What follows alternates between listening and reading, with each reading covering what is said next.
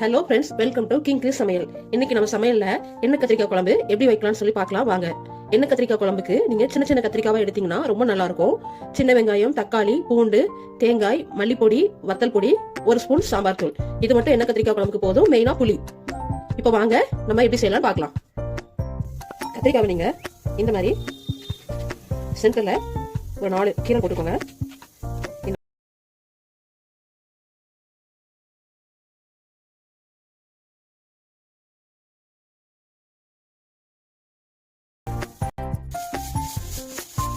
இப்போ காய்கறி எல்லாம் கட் பண்ணிட்டோம். நம்ம புளி ஊற வச்சிடலாம்.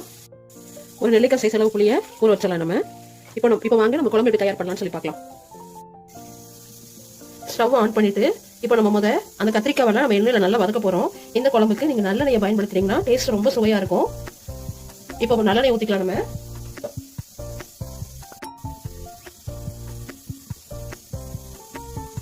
இந்த குழம்புக்கு கொஞ்சம் கூடுதலா எண்ணெய் தேவைப்படும். எண்ணெய் கொஞ்சம் கூடுதலா இருந்தாதான் இந்த குழம்பு நல்லா ருசியா இருக்கும். இப்போ எண்ணெய் ஊத்திட்டோம். இப்போ கத்திரிக்காய் ஒண்ணு நம்ம போடலாம்.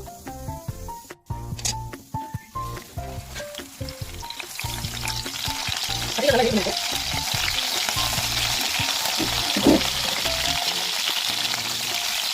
ஒரு 3 நிமிஷம் நல்லா எண்ணெய் வதக்கினாங்க. அப்பதான் இப்போ நல்லா இருக்கும்.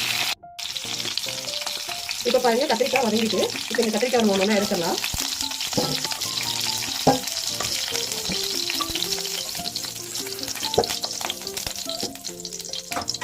இதே எண்ணெயில நம்ம தாளிப்பு சேர்த்துடலாம்.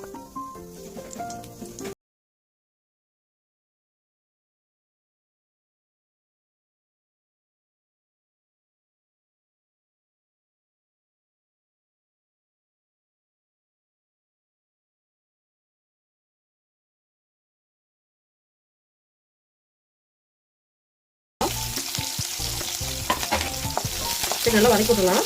வெங்காயம் ஓரளவுக்கு கண்ணாடி பதம் வர வரைக்கும் நம்ம வதக்கிக்கலாம். வதக்கினதுக்கு அப்புறம் தக்காளி சேர்த்துக்கலாம். நம்ம கருவேப்பிலை சேர்த்துக்கலாம். நம்ம சேர்த்து நல்லா வதக்கி விட்டுக்கோங்க.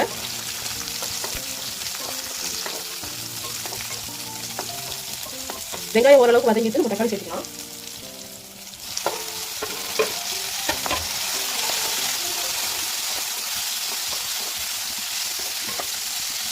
தக்காளி வதக்கிற டைம்ல நம்ம குழம்புக்கு தேவையான உப்பு போட்டுக்கலாம்.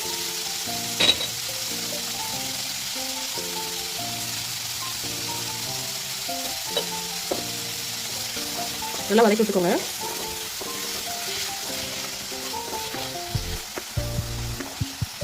அடுப்பை கொஞ்சம் மீடியம் ஃப்ளேம்ல வச்சுக்கோங்க.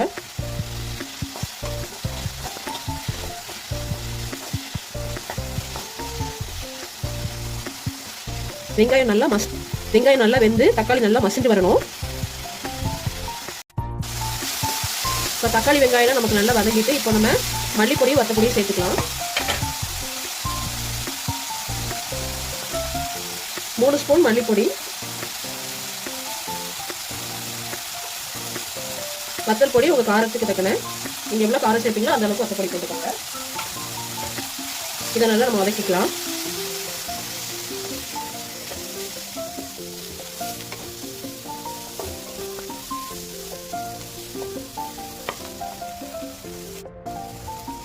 இப்போ இதுல ஒரு 1/4 டம்ளர் தண்ணி சேர்த்துக்கலாம். தண்ணி சேர்த்து நல்லா வதக்கி விடுங்க.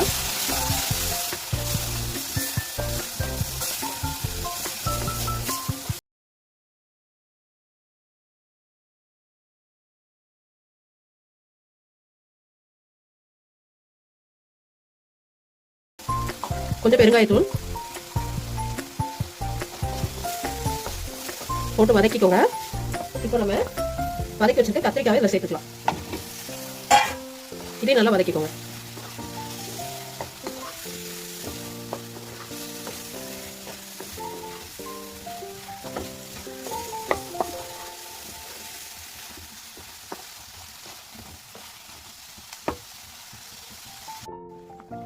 இப்போ பாருங்க குழம்பு நல்லா எண்ணெய் பிரிஞ்சு நமக்கு வந்திருக்கு. இந்த டைம்ல நம்ம தேங்காய் விழுது சேர்த்துக்கலாம். நான் ஒரு துண்டு தேங்காவும் ஒரு ஸ்பூன் ஜீரகமும் சேர்த்து இப்போ நல்லா மையா அரைச்சிக்கலாம். நம்ம இப்போ பாருங்க குழம்பு நமக்கு நல்லா கொதிக்குது. இப்போ நம்ம தேங்காய் விழுது சேர்த்துக்கலாம்.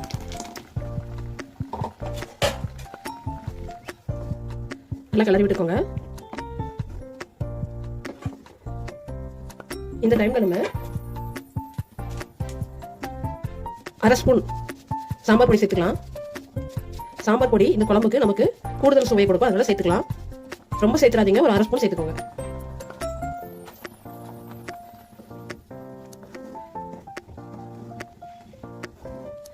இப்போ இந்த குழம்போட பச்சை வாசனை, இந்த மசாலா பொடி, சாம்பார் பொடி, இந்த மாதிரி பொடிகளோட பச்சை வாசனைகள்லாம் போற வரைக்கும் நம்ம வெயிட் பண்ணுவோம். பச்சை வாசனை போனதுக்கு அப்புறம் நம்ம புளி சேர்த்துக்கலாம். குழம்பு நல்லா கொதிக்கிட்டு இப்போ நம்ம மூடி போட்டு ஒரு 5 மினிட்ஸ் நம்ம வேக விடலாம். இப்போ ஓப்பன் பண்ணி பார்க்கலாம். நம்ம ஓரளவுக்கு நல்லா எண்ணெய் பிரிஞ்சு வந்திருக்கு. இந்த டைம்ல நம்ம கரைச்சி வச்சிருக்க புளியை சேர்த்துக்கலாம்.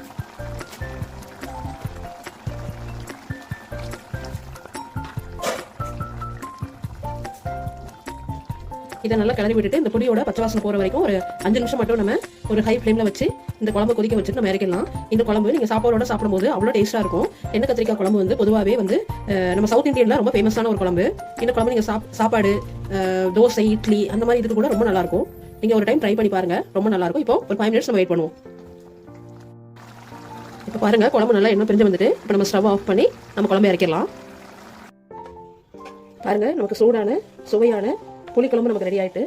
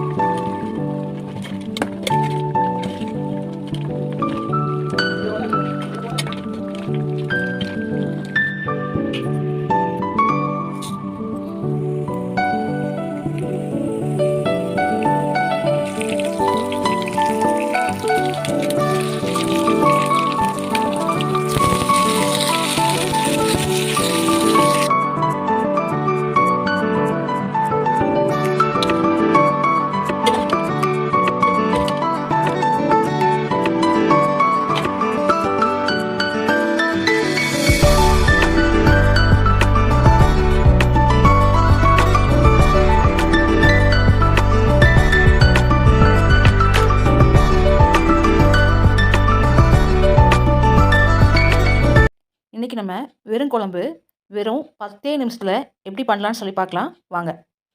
இப்போ வாங்க வீடியோக்குள்ளே போகலாம். இப்போ வெறுங்குழம்பு செய்கிறதுக்கு நமக்கு தேவையான பொருட்கள்: தேங்காய், வரமிளகாய், பூண்டு, வரமிளகாய் உங்கள் காரத்துக்கு தகுந்தாப்புல, அப்புறம் மிளகு, புளி, உப்பு, தாளிக்கிறதுக்கு கருவேப்பிலை, ஜீரகம். இந்த பொருள் தான் தேவை. இந்த சிம்பிளான பொருளை வச்சுக்கிட்டு நம்ம சூப்பரான ஒரு குழம்பு தயார் பண்ணலாம்.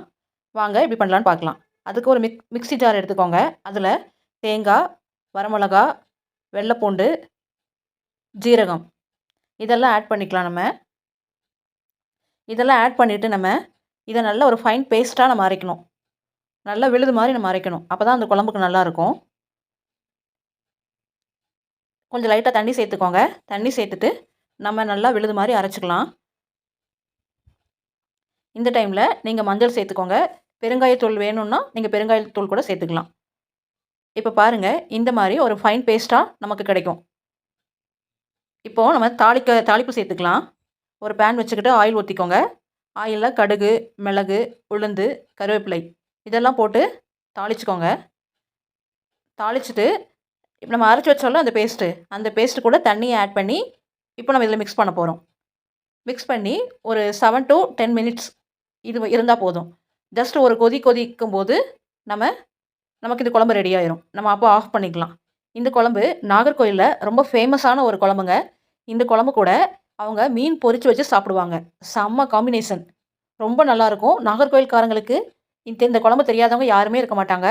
இந்த குழம்பு அவங்க அடிக்கடி செய்வாங்க. ரொம்ப நல்லது, ரொம்ப டேஸ்ட்டாகவும் கூட இருக்கும். நீங்கள் மீன் பொரித்து சாப்பிட்லாம், உருளைக்கிழங்கு கூட நீங்கள் இது கூட பொரித்து சாப்பிட்லாம். ரொம்ப நல்லாயிருக்கும்.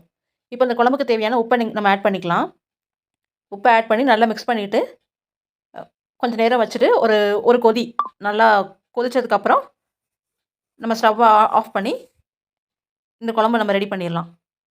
இந்த குழம்பு நீங்கள் ஒரு நாள் கண்டிப்பாக ட்ரை பண்ணி பாருங்கள். ரொம்ப சிம்பிளான வேலை தான். பொருட்களும் ரொம்ப கம்மி, நமக்கு பண்ணுற டைமும் நமக்கு ரொம்ப கம்மி.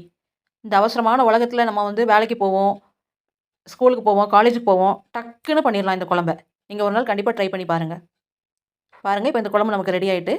இந்த வீடியோ பிடிச்சிருந்தா லைக் பண்ணுங்கள், ஷேர் பண்ணுங்கள், கமெண்ட் பண்ணுங்கள்.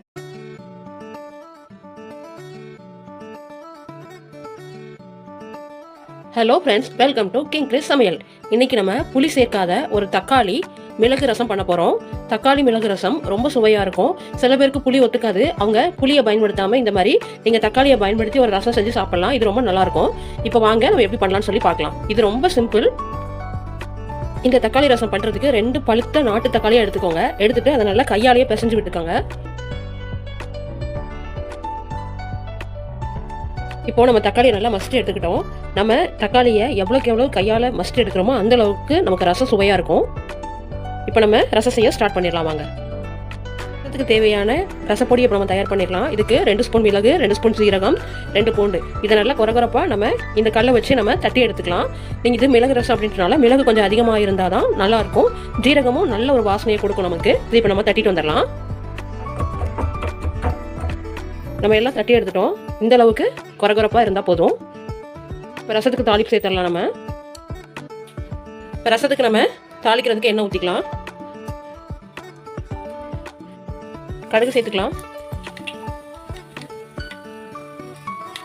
கடுகு நல்லா பொரிஞ்சதுக்கப்புறம் கருவேப்பிலை சேர்த்துக்கலாம். 1-2 தட்டி வச்சிருக்கிற அந்த ரசப்பொடியை சேர்த்துக்கலாம். சேர்த்து விட்டு இதை நல்லா மிக்ஸ் பண்ணிக்கோங்க. இப்போ இந்த பொடியெலாம் சேர்ந்து நமக்கு நல்ல ஒரு வாசனை கொடுக்கும். இந்த டைமில் பெருங்காயத்தூள் சேர்த்துக்கலாம்.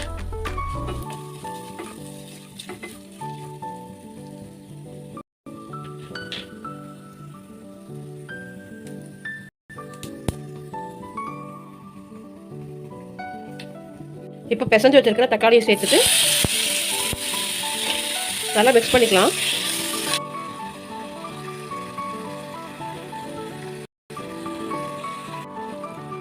இப்போ தக்காளி ஓரளவுக்கு வெந்ததுக்கப்புறம் நம்ம இந்த ரசத்துக்கு தேவையான உப்பை சேர்த்துக்கலாம்.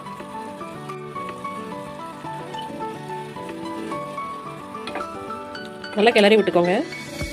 ரசத்தோட மனம் இப்போவே கமகமான்னு இருக்குது. இது கொஞ்சம் வெந்ததுக்கப்புறம் நம்ம தண்ணி சேர்த்துக்கலாம்.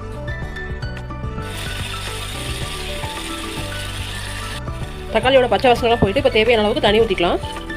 தண்ணி உங்களுக்கு எந்த அளவுக்கு வேணுமோ அந்த அளவு நீங்கள் ஊற்றிக்கோங்க. இப்போ ரசம் நல்லா முறக்கூடி வர்ற வரைக்கும் நம்ம வெயிட் பண்ணுவோம். இப்போ ரசம் நமக்கு கொதிக்குது. இப்போது 1/4 ஸ்பூன் வெல்லம் இல்லைன்னா நாட்டு சர்க்கரை சேர்த்துக்கோங்க. சேர்த்துட்டு இதை நல்லா கிளறி விட்டுக்கோங்க. இப்போ மல்லி இலை தூவி நம்ம இறக்கிடலாம். அவ்வளோதான், சூடான சுவையான ரசம் நமக்கு தயார்.